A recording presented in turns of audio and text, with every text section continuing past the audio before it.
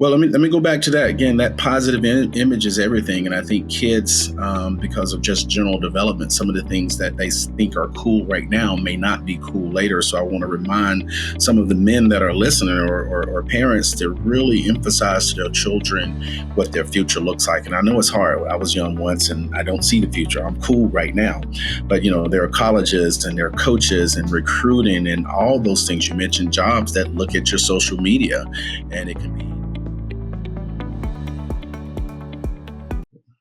Hey, everybody. Once again, welcome to the State of the Black Man's Mental Health Podcast. And I'm your host, Paige Benjamin. And you know what? He's no longer a guest host at this point. He's just the co-host. So, Dr. Mark, tell the people who you are. I'm here. I'm with you, Brother Benjamin. I am Dr. Mark Latta. I am the founder of Elevated Black Man. As always, it's good to be a part of this show where we get to talk to brothers and investigate, navigate, and all those good words, our mental health. And so it's awesome to be here. I'm excited, as always, about another great topic. I think this one, unfortunately or fortunately, plays into your wheelhouse more than mine because I'm still social media just adverse. So, but I have some things to contribute. So it's good to be here. Looking forward to talking with you, brothers. No problem, no problem. And as Yeah. Dr. Mark alluded to, we are going to be talking about navigating the digital world. How does social media have an impact on our mental health? And, with that being said, social media is part of everything that I do, right? Yes, it is. In order to promote this show, in order to promote the other shows that I'm doing, in order to build a brand, you need social media, right? And so, for a lot of people, it's a new unhealthy habit, right? You get on the phone, you start scrolling for hours. Next thing you know, you missing calls, you're missing meetings.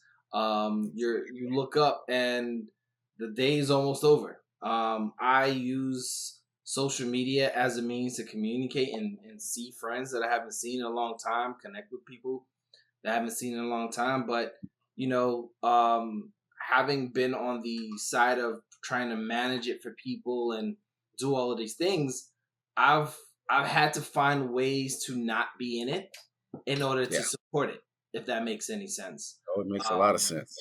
and so just navigating that, like, how do you leverage social media today, and how is it part of, but not as much part of your life right now? Yeah, for me, I don't navigate it well, so I kind of stay away from it. But that's also probably part of the problem as well. I'm afraid of its use for both the not I mean more of the drawbacks than the benefits, because certainly there's a lot of benefits as you just mentioned to some. But for me, my daily interaction doesn't involve as much social media, and what I do use, I found out really quickly that yes, it can be addictive. Yes, it can be frustrating. Yes, it can be all those things, and so we have to be very careful about it. But for me, I guess I'm blessed to a certain degree because I don't live and depend on it, Mm, which is good. But then the downside of it is my frustration comes in when I need to use it because I don't use it all the time. You would think that after 2020, the Teams meeting, the Zoom meetings, the using the phone for certain aspects would be easy, but it still gets frustrating because I don't use it on a daily basis. But for some of the benefits, I think it's good. Like you mentioned, being able to connect with friends and family, or having access to information and news right at your fingertip. I think that's a huge benefit. Or even involving in what I found with some of my speaking engagements, or with people now around the country, being able to have some global discussions that you weren't be able to have before. Those are huge, huge benefits. It can offer a sense of belonging in certain aspects. We have some of the Marco Polo that I use a lot, where I can talk to some of my fraternity brothers and friends just in a daily aspect, and it's not texting. It's easier for me to kind of pop in and pop out. So, and then providing entertainment. I'm learning now how to use it to catch up with my ESPN and watch a movie here and there on the plane, whereas before I wouldn't. So from that standpoint, I do use it in a very beneficial way. There's those things are very, very positive. Very positive. But the concern is the drawbacks, which again, you probably alluded to and probably have more of the drawbacks. But when it comes to mental health, that can be a huge, huge aspect, which I'm sure we'll talk about a little bit more in a few minutes. But yeah, that's the part that concerns me, is the drawbacks, especially when it comes to our youth. Big mm. time. Yeah, I mean, listen, we're talking about the generation that's grown up on the tablet, right? Yep. Between YouTube, between Instagram, TikTok, you now have a multitude of platforms to find entertainment, and it can be daunting, right? Like, Yeah. Yeah. you look at the effect. Perfect example, let's say a kid born in the last 10 years, you throw on the theme song or the intro to Coco Melon, they come running around the corner. I've Coco seen those Melon. videos. Exactly. And I think you mentioned the drawbacks, right? Some of the drawbacks are, we've grown to be a bit disconnected, right? Yeah. Like this generation, a perfect example, like we're the bros, right? And Hmm. I think there are a lot of young bros that know each other solely from the internet, right? Yeah. And so, not just are they meeting each other on the internet, their interactions are just solely internet. So when they come in person, it's like, do you really know how to hang, how to Yeah. Yeah. experience the brotherhood? You know what I mean? And so, I think we've all gone through it. Like my team, so my day job, my team is completely remote, and so we have to be on Zoom for team meetings. We have to be on Zoom for custom calls. We have to be on Zoom Hmm. for everything. And we've expressed, hey, look, we feel a little disjointed, and I think that's the other thing, right? With social media, everyone feels like they're connected to you, and it's not necessarily always the case. I my wife posts of pictures, and Hmm. so when she posts these pictures, usually on Facebook, all of her family and friends are like, I know you. And I actually had a unique situation where I went to Charlotte to go visit a friend, and we Okay. was at the Epicenter at the cigar bar, and I think there was actually, you know what? It was Clave in Charlotte, Okay. and I'm at the cigar bar for an event, and somebody was like, "You my cousin's husband." I was like, I don't know what you're talking about, but Right. who's your cousin? She said her name, and I was like, what's her last name? And she was like, yeah, yeah, I knew that was you. And I was like, pleasure to meet you. She's like, yeah, she posts pictures of you all the time, all over the place. Wow. And so, unbeknownst to me, I didn't realize I was somewhat of a hood celebrity, at least Exactly. among the family. But that can be a drawback, because Mhm. luckily I was doing the right thing.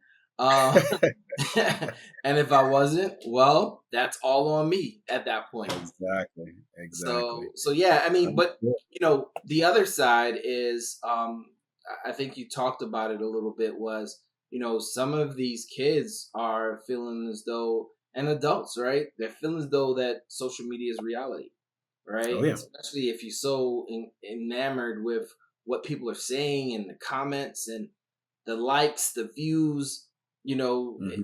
there's this psychological thing where the numbers are supposed to speak for themselves, or the numbers are what validates you. And I think Correct. a lot of times that's what creates the most amount of angst for people. Yeah, yeah. Because I mean, if you think about that, and I think one of the things I read is that whole aspect of social comparison. Like you said, when Right. you have the IGs and the Facebooks, and you look at the number of likes versus dislikes versus all that, it can potentially, give a person an experience of inadequacy or not belonging, low self-esteem, and those are the things I think are very harmful, especially when you have a platform where you're comparing someone's life, and all you're getting is a snapshot. So behind me, if I put $1 million painting, but the rest of my house is trash, you're going to be trying to get that same painting, not seeing the trash around me. And that Right. part, I think, leads to a lot of issue because when people naturally compare. One of my sons at one time, this was years ago, he was really fascinated with cars, and every fast car he would see, he and his brothers would want to take a picture with it. And I'm Mm. like, okay, that's a snapshot of a car, but okay, are you following up? This is my car or not? This kind of thing. And so Mhm. I know that had something to do with the important because they just want to be seen with these nice cars and Right. because they saw someone else do it. So that whole comparison thing can be, pretty dangerous. And then the other thing with youth, and even some of the adults, and I'm one of those people, not so much with the social media aspect, but I have this fear of missing out. I just naturally, I like to be a part of almost everything that my friends are a part of. And so sometimes when I see certain posts and, somebody was somewhere that I couldn't be, there's this feeling of, man, I wanted to go kind of deal. But that Right. constant exposure to updates and events on social media, that gives that fear that you should be a part of it or that you're excluded. And you may not be excluded. You may not be missing out, but just that thought process because you get to see that snapshot over and over. And that can lead to, feelings of loneliness, dissatisfaction, distraction, all that good stuff. Mm. So that's two of the areas, especially when you're speaking of grown-ups. And then, the other area that the cyberbullying, back in the day, we talked about this on one of our other podcasts, and we talked about bullying to a certain degree. But now when you have it, someone who's behind the scene, have no interaction with anywhere, they can throw these cruel comments to someone. And, the online harassment is real. The negative comments are real. And then the word that I had to learn of trolling. I didn't quite understand trolling because I wasn't a social media person until it was explained to me. I'm like, okay, so that's how that exists because it's a cyber thing. It's that whole Right. just being able to stalk, kind of like in your situation you described. If that person, is always on your wife's post and then see you somewhere else for a different reason, then that could be a negative thing. But all of that again leads to anxiety, depression, and specifically with adolescents. But that cyberbullying is absolutely huge. I don't know if adults have to do with it as much, but I that is mean, certainly a quite factor. honestly, adults do. You have celebrities that, that's their Sure. prime platform to get to their audience. You have business owners. You have anyone. I mean, once again, the gift and the curse of social media is it's a public platform, especially if your Yeah. profile is Yeah. open. And so you run the risk of ridicule, right? Whether Mhm. warranted, unwarranted. And you have a lot of adults, as much as youth, that kind of put a lot of validation on that, right? Yeah. And when Yeah. you give it so much validation, it becomes something that um kind of start to value or devalue you. you Hmm. know Perfect example, elevated black men. Once we start picking up to social media side of things, quite honestly, to determine how effective things are, we got to look at numbers, right? Correct. We got to look at, Correct. are we getting to the proper audiences? Are we able to kind of relay the message about elevated black men? Hmm. Are we able to kind of capture the essence of who you are, in addition to the co-founder, the founder of Elevated Black Man? So there's so much, because our identity on social becomes our identity in the eyes of the people viewing. So Correct. Correct. and like you said earlier, that $1 million painting and everything else is like trash. That's the reality of things, right? You have a Mhm. lot of social posts. There are a lot of these memes of people taking pictures in like Dubai or Bali or whatever might have you, and then it's like it seems like they're the only person there. But then they do like the behind the scenes, and there's like 100 people online waiting to take that same picture. And so I No. think we curate what we want people to see, similar to what we do in our real lives, right? Yeah. Yeah. The Yeah. difference is in the digital space, it's so much more accessible. At least in our real lives, if we want to recluse into our own home and not have to deal with anybody, you can do that. But on Yeah. social, you post something, it's pretty much there for It's life, there. you know? It's there. You have to be careful about that. Again, sometimes you don't even think about it, but once it's gone, it's gone. And again, Yeah. I don't know all the strategies to go back and remove it, but it's there. Somebody could have pulled it that quick. So you have to definitely be with that. But you mentioned some of those strategies. And one of the things that I think that's important is being able to pull away from it. And with you, just an example, you're on it all day. So are there specific things you do to kind of, or is it just you can lock into that workspace and then pull back? Because I know that setting time limits is very important. I've seen people where they constantly are on the phone or before they go to bed. And one of the things from a mental health standpoint is to be able to have time away, specifically time away, definitely around bedtime, or setting your routine so when you wake up in the morning, the first thing you're doing is not getting to that phone because that overload is huge. So sometimes I think you have to have some type of detox from it. And since we're talking about navigating, being able to control that. So even with, elevated black man, I don't want to get locked into the numbers, even though the numbers are important, because I still think the product is the person. So you got to not allow that social aspect. It's supposed to build you, right? But we don't want it to take you down as well because you're relying on it too much. At least that's my thought process, Yeah. especially when you're curating content. I Yeah. think that's going to So so for me, it's almost it's part of my daily routine, right? be. So I look to social media for inspiration. I look for it for ideas. My morning routine consists of me taking care of my morning activities, and while I'm Mhm. doing that, I'm scrolling on the phone.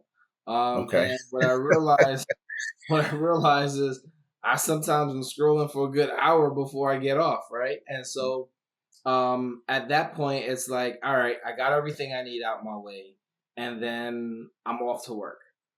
Typically I'm doing multiple things at one time, which Mhm. doesn't give me time to get on my phone and be chatting or chit chatting on social media. So for me, once I'm done in that morning, I'm usually not touching it till later in the evening or Okay. right before I start to wind down. I use it as a way to get out of the mundane of the day. So, Okay.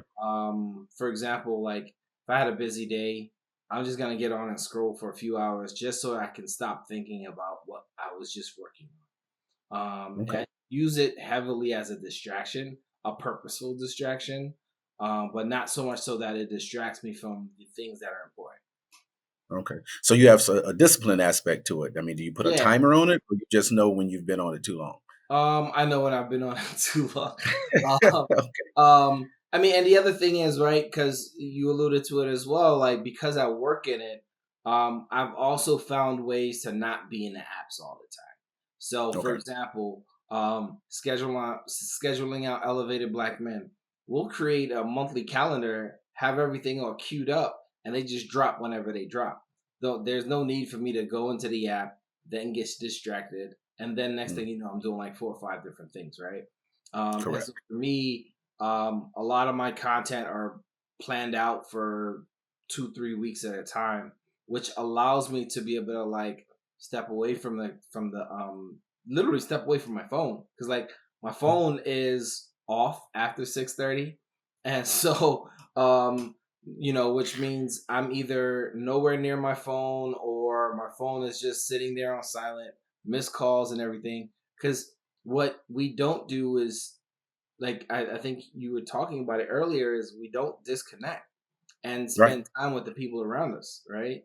Yeah. For me, it's like I'll disconnect from my phone, leave it in my office, and go downstairs and watch TV with my wife in the evening.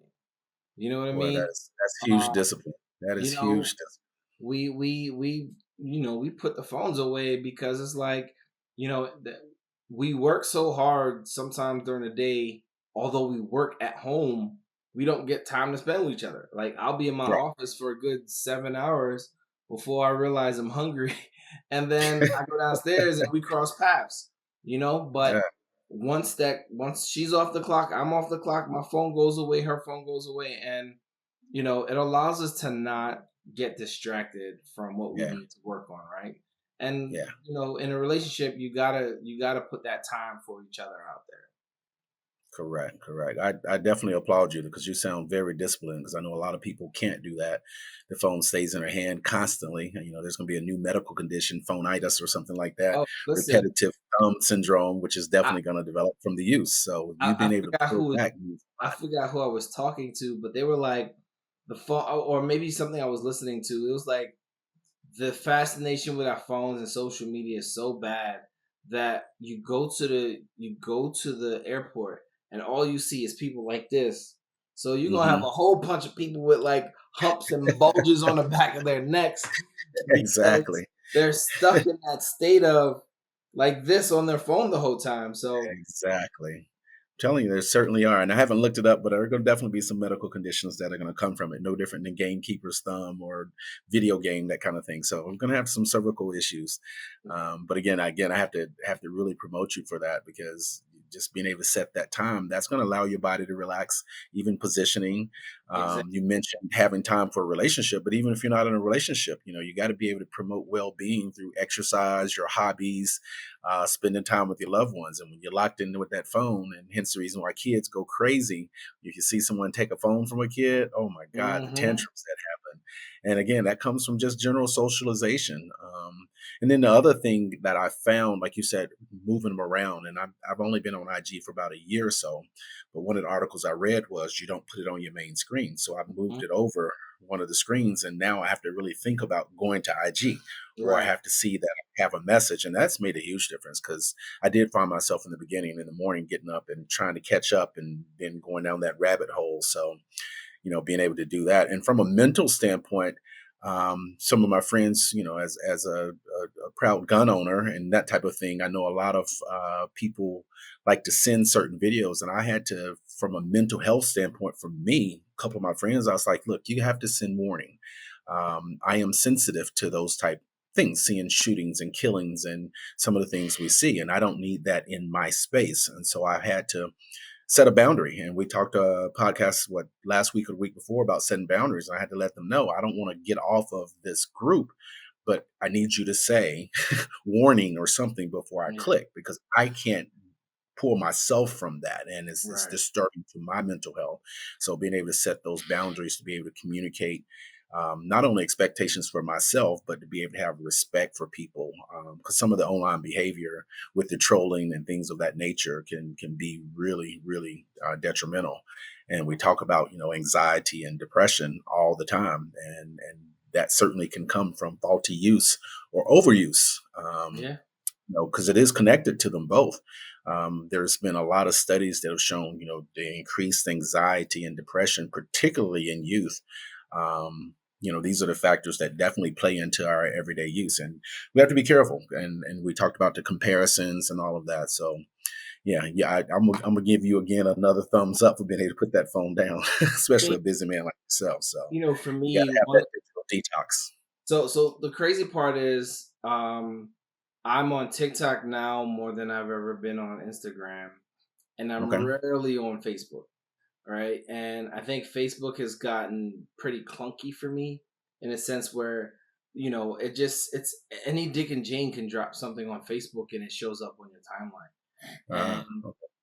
to your point, I think, within the last couple of years, we've been desensitized by a lot of horrible stuff, right? Yeah. And Big time. luckily, as of recent, Instagram and I believe TikTok does it as well.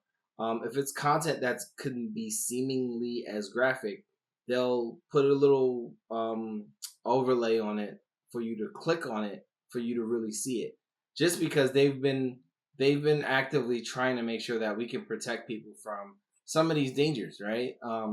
And once again, you never know what you sending somebody can be a Yeah. triggering event for somebody, because who wants to see somebody get shot in the street? Like, we've had the Evidently, there's a lot of people that want to see it. I'm not one of them. Oh, right, because those things have like millions of views, if not thousands of views, Yeah. and that's a perfect example of how we've over sensationalize certain things, right? To Yeah. the point where we're now numb to it. It's like, oh, another person killed. Oh, let's see the cop kill this person, or let's see this other person kill this person, and I'm just like, this is too much. This is Yeah. too much. Way too much. You know what I mean? And so, with that being said, what are your ways of kind of like, realizing what's for you and what's not for you on social media? Yeah. Again, I think again it goes back to just understanding me. I have to know what my mental health is, my social health is, just in general, and paying attention to, some of those natural reactions. Again, some people, if you're watching something, you start to sweat, or if you feel your heart rate goes up, or if you're finding yourself getting anxious from it, then obviously that's not for you, or you have to find a way to taper that. So again, I'm not on social as much, and the things I watch might be furry pets and people falling out of swings, but that's totally different than some of the violent things. Mm, So for me, I again curating my feed, and once I learned that, that was the huge thing, because some of those things that are contributing to some of the negative emotions, the more you click on it, the more they're going to send you. So I had right. to learn real quickly that I have to look at the self care stuff that I like, the funny furry cats or whatever. You have to be able to have those things within your feed, and those things that are not, pull them out, or make sure you don't go there, delete it, because that algorithm will follow you big time. Yep. And then we have this big brother listening. So certainly anything that you type in is going to automatically just shoot it to you. So I've found that, number one, the detox that you spoke of earlier, just taking the break from social media, is very important. Being respectful of just the behavior, my own behavior. And I think if I can respect my behavior, I don't have to worry about others, because they're not going to be in my feed. What Ex- little feed I do have. Exactly. um, and then, like I said earlier, being able to set the boundary. And in that one group, I just said, hey, you got to send a warning, or so I'm just going to remove myself. Not that I'm that important in the group, but Mm, I know I can't handle seeing the person get shot by, automatic weapon. That's not right. something I want to see. Regardless of my background, I still don't want to see it. And then, again, I'm not at that point, and I haven't certainly gotten to that point. And if I did, as you know, state of Black men's mental health, we talk about it all the time. If you are finding that you're constantly on it, or you're getting angered if someone interrupts your time, or you have to do something and put the phone down, you may need to seek professional help. The beautiful thing about having a professional friend, you can talk about daily lifestyle. And Mhm. as you know, here we're big on therapy. So, if it's causing significant distress, or, it's interfering with your daily activities, your partner is getting upset with you because you're not spending time, or if you had a nice romantic dinner and your phone is in your hand, yeah, you might need to have some mental health. And that's not going to judge anyone by. It's just, again, your life can be certainly way more rewarding than some of the negative aspects that may come from you having to receive that through the phone, because there's so many other things that are out there. So again, I'm not really big into social media, but those are the things that I certainly do. I definitely try to avoid that morning and before bed, because sleep disturbances are huge. And a lot of Mm, people don't recognize that. They're like, "Well, I was up all night because I couldn't go to sleep." Well, you're on the phone until 11:30, and all that visual that's coming in, it keeps your mind going. And part of exactly. going to sleep is being able to rest your body, rest your mind.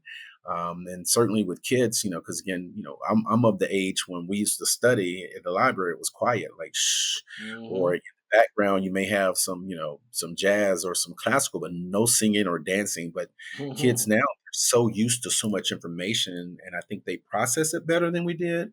But I Yeah. don't know about the retention and that constant activity.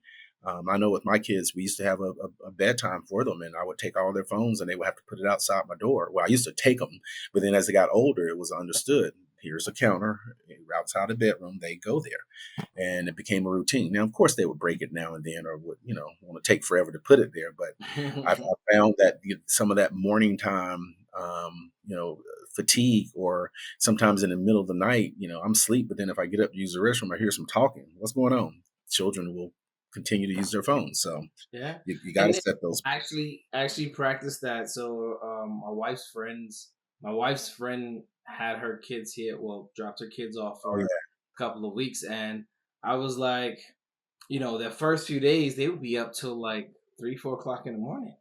yeah, And I yeah. was like, well, it's vacation. We can let them rock. But then when their mom left and it was just us trying to deal with them, I was like, listen, before their mom left, I set the ground rules. I was like, yo, phones and their chargers in the living room by like 9 o'clock.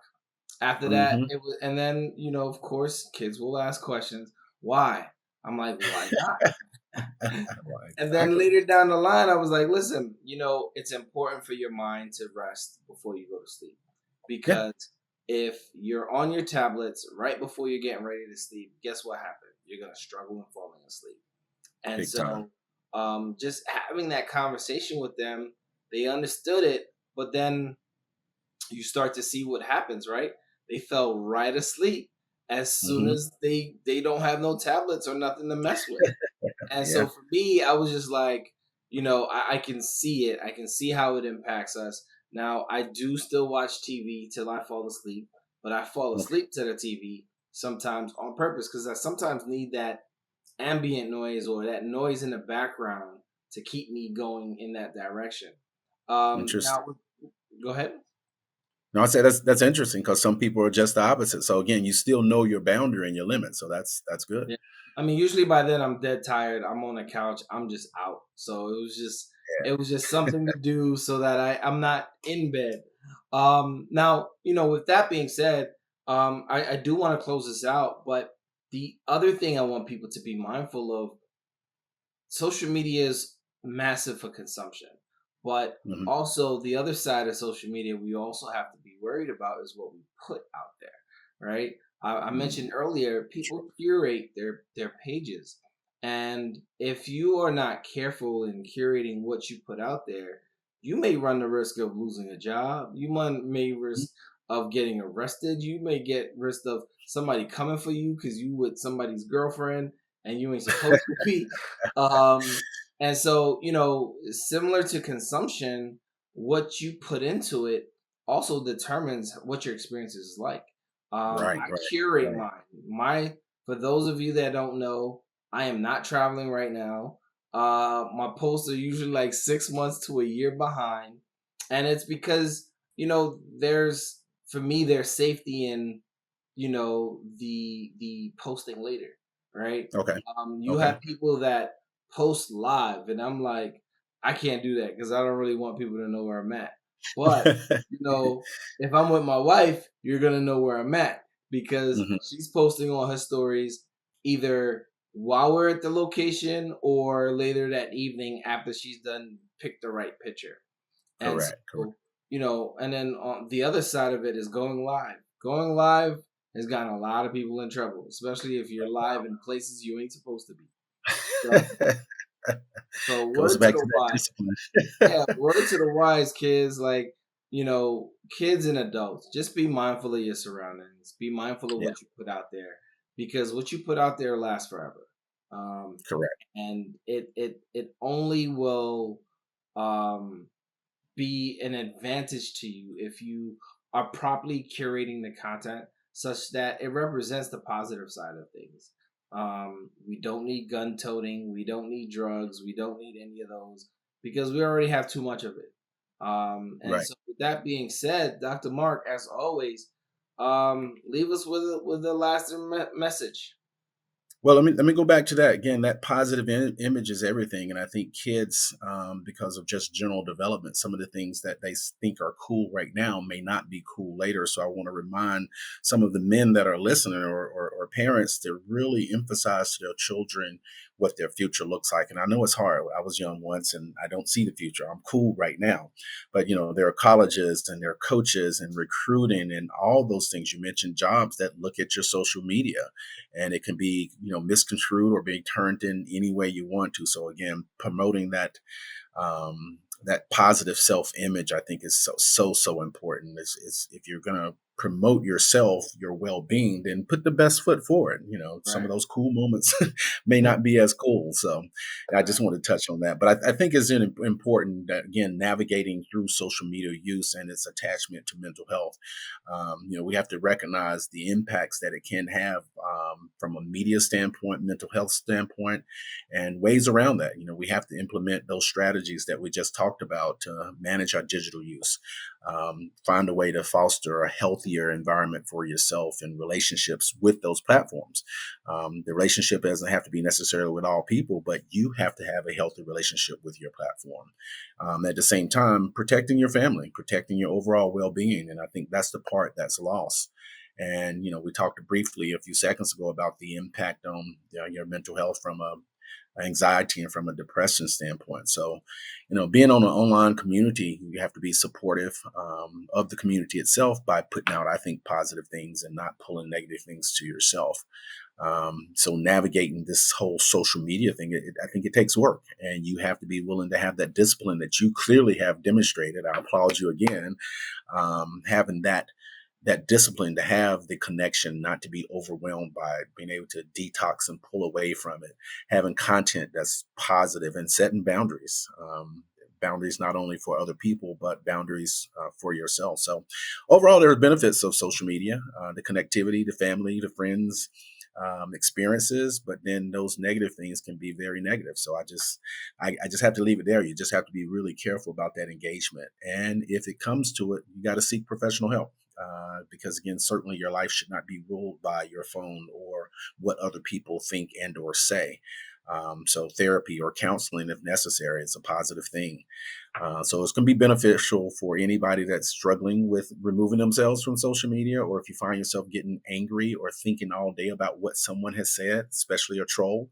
That you got to really think about that. So I think this was a great topic, not only for kids and for adults, because we have to be able to benefit from issues, but not let it drag us down. So I'm just going to leave it there. Again, it has positive and negatives, but you got to think about your mental health when you're dealing with social media. Well, Dr. Marcus, always, it's been a pleasure. And as always, y'all, tune in to the State of the Black Man's Mental Health. We're going to drop an episode every Tuesday. So until next time, peace. Later.